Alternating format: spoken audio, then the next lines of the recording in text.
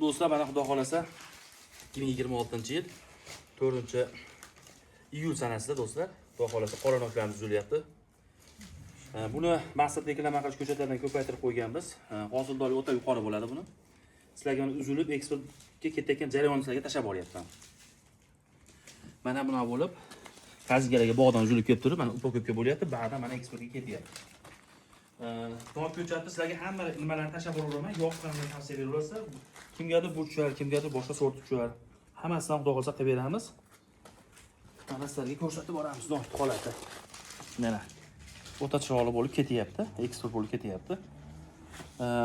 Buni bemalol 1 gektardan 5 gektar 10 gektar boq qilishni tavsiya qilamiz. Haqiqatda hosildorligi o'ta yuqori bo'ladi. Ranglari ham mana o'ta chiroyli bo'lgan. Mana yoqqan bo'lsa, like bosamiz. Mana bu ko'kkadan nima bo'lib keldi, mana opalarning mehnatiga like bosib qo'yamiz. Mana xuddi shunday bo'lib ketyapti. Mana ketayotgan holatlari.